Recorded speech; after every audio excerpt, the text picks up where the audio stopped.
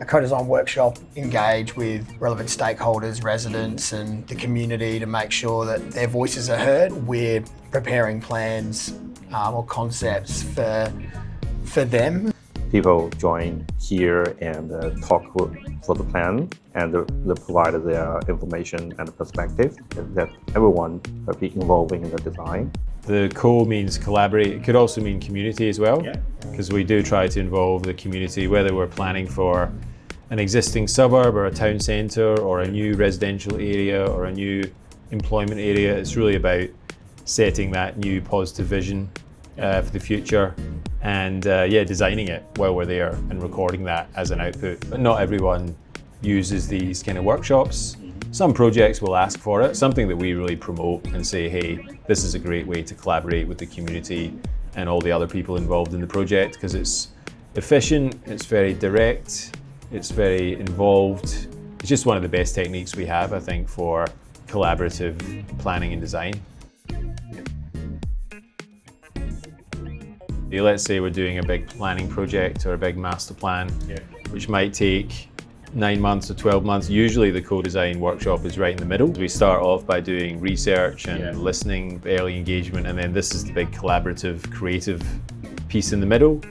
And then we have to prepare a draft master plan and do more consultation on it. But it's a really important point in the process where lots of thinking gets done, lots of ideas are tested, and that really sets us up for writing a formal plan. The lost count of the number of workshops where you go in the first session and they're all sitting there like this, you know? Who are these guys? What are they gonna know? And then because you're there for 2 or 3 days, you can work through things and talk to them, do a plan, redo it the next day. And by the end of it, they're all sitting there saying, oh yeah, I contributed to that. That does reflect what we've been telling everyone. You know, you got to schedule things, you got to respect people are busy with other things. Come for this session for 2 hours and then come back tomorrow for another session.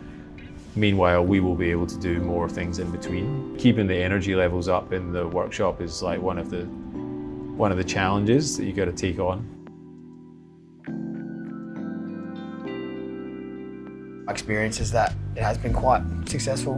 Being able to have representatives or stakeholders that are involved in the project, I think that then allows for better likelihood of success.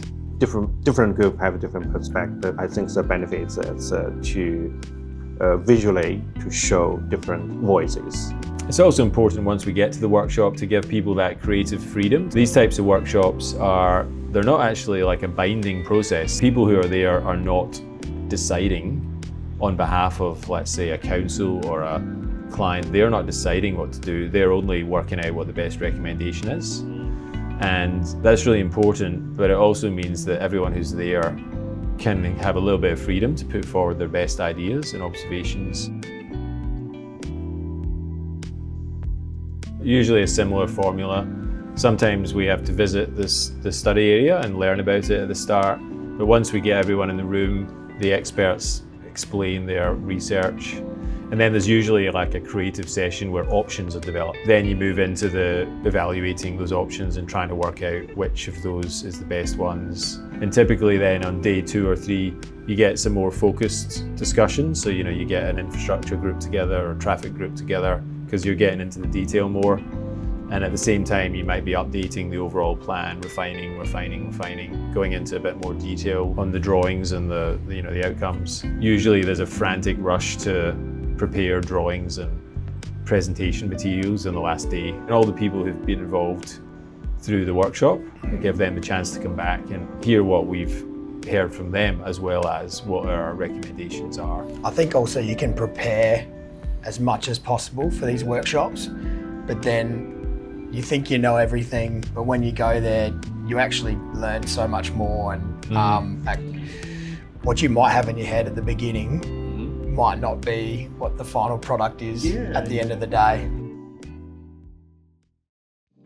What do you think is the number one thing that people bring up at workshops?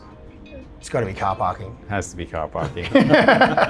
No matter where you go, There's never enough car parking.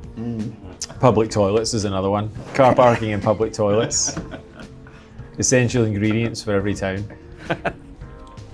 This one was hanging up in the back meeting room, but that's the footprint of the town with 10,000 people. And there's this vast kind of business and industry area. I drew this plan up at like 2 in the morning because that was like the only time, because we were going to be presenting the plan first thing the next morning. Really? You know, it's not bold enough for some people. It's too pie in the sky for other people. But that pretty much is the plan that was then further developed over the next 12 months into the structure plan that, you know, was the plan they went ahead with. We're advocates for co-design as a process in planning and design work. And that's one of the main reasons we want to share this information and make these videos.